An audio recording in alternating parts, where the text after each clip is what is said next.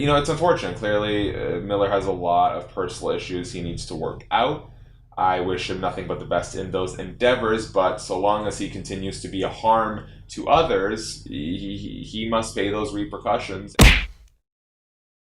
What up, Fightful fam? Shaquille Majuri here with your Fightful Fix August 26, 2020 edition. We're going to react to Jason Mayhem Miller getting in legal trouble again, unfortunately. Do a little preview of UFC Vegas 8's main event between Anthony Smith and Aleksandar Rakic. Plus, Dana White has bought some more acres for the UFC Apex. Now, before we get started, if you could hit subscribe and tap the notification bell, that goes such a long way to helping us do what we want to do with this channel, and a like on this video wouldn't hurt either. Thank you very much. Okay, first up, Jason Mayhem Miller of UFC fame, of Dream fame, of Bully Beatdown fame, The Ultimate Fighter. Former UFC fighter Jason Mayhem Miller is unfortunately, again, in trouble with the law. He remains in custody in a Newport, California jail after he was charged with multiple felonies on Tuesday. Court records confirm that he was arrested on August 21st and is currently being held without bail. Miller was slapped with a bunch of felony charges: first-degree burglary, unlawful taking of a vehicle, and grand theft auto, while on probation for a separate domestic violence case. He pled not guilty with a pretrial hearing scheduled for September 2nd at the Harbor Justice Center in Newport Beach. Irvine Police Sergeant Carrie Davies told NBC Los Angeles that Miller knew his alleged victim, who was not identified in the report. And listen, this isn't the first time that Miller has been in trouble with the law. He's been arrested multiple times over the last few years. It seemed to some that he may be sort of getting his life back together. In recent months, he for some time hosted the MMA Roasted podcast with Adam Hunter. That unfortunately came undone after some time. He also reunited with Ariel Helwani on Ariel Helwani's ESPN show. And then he went kind of silent, and now unfortunately we're seeing that Miller is again in trouble with police. You know, I think a lot of fans really loved Mayhem Miller. What a exuberant presence in the sport.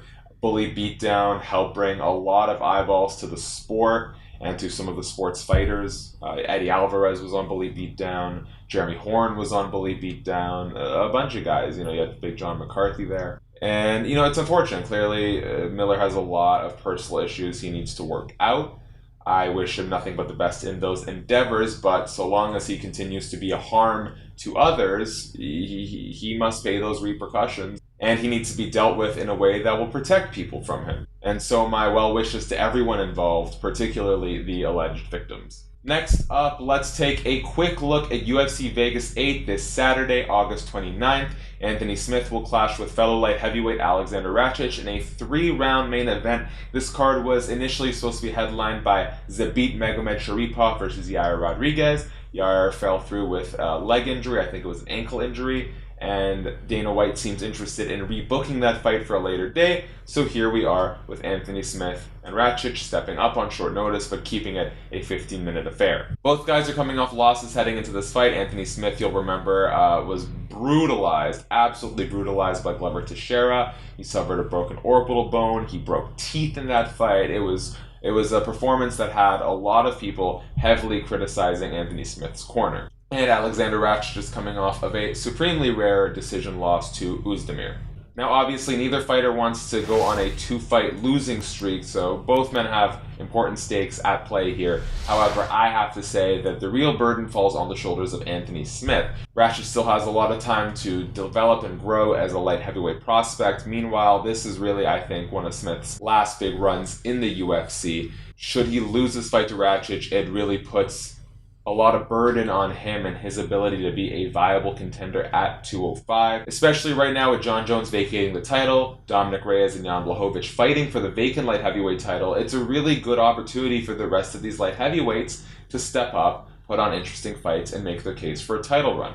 If Anthony Smith can win, it erases a little bit of the doubt following that Teixeira fight, but if he loses, it only doubles down on the fact that he may no longer be able to compete at the very highest level. Anthony Smith said something that I think some people will look at as like an excuse or cherry picking, but I actually believe in a lot. If you look at the first 2 rounds, Anthony Smith was doing really well against Glover Teixeira. He had incredible striking. He was landing the more effective blows. He was moving really well. He had a really nice jab, but he had a supremely heavy output, way higher than any of his other fights, and he definitely gassed heading into round 3, and from there on, it was Teixeira's game all the way. Anthony says if you look at those first 2 rounds, it shows who, skill for skill, was the better fighter, and Anthony Smith still believes he is the better fighter compared to Glover Teixeira. And I think there is something to be said there. I think Anthony showed really, really great striking. Terrible job managing his output. If Anthony Smith can come into this fight retaining the striking accuracy that he exhibited against Glover, but scale back on the output, I think he could put on a really, really impressive showing and prove that he still has what it takes to be a legitimate threat at 205. And let's wrap up with some Dana White news. At the conclusion of Tuesday's Contender Series, Dana White revealed that he had purchased an additional 10 acres of land next to the UFC Apex with the intention of building a hotel for fighters. Dana White said, quote, "The Apex has been incredible. What we've been able to do during this thing has been unbelievable. I don't even know if you guys know this, but I'll effing tell you anyway. We just bought another 10 acres near UFC HQ. We'll probably start building again next year. Quote, we're going to build our own hotel, then we'll be completely self-sufficient. Obviously, with what's going on right now, having our own hotel would pay for itself very quickly." And yeah, so the way the question was posed initially to Dana White was like, especially in light of this ongoing pandemic and the way you've shifted your event schedule, has the UFC Apex already paid itself off? And man, it's hard not to call the UFC Apex a resounding success. When it was first built, I think the services it initially provided were a little overstated. Like, it was great for anyone who lived in Las Vegas or near Las Vegas, but if you were an international fighter, if you lived on the other side of the country, the UFC Apex was essentially useless to you because you couldn't make use of all the free amenities that it provided to its fighters. Now, with the promotion holding all of its fights in Vegas, aside from Fight Island, of course, a lot of fighters have been able to cash in on the additional amenities provided.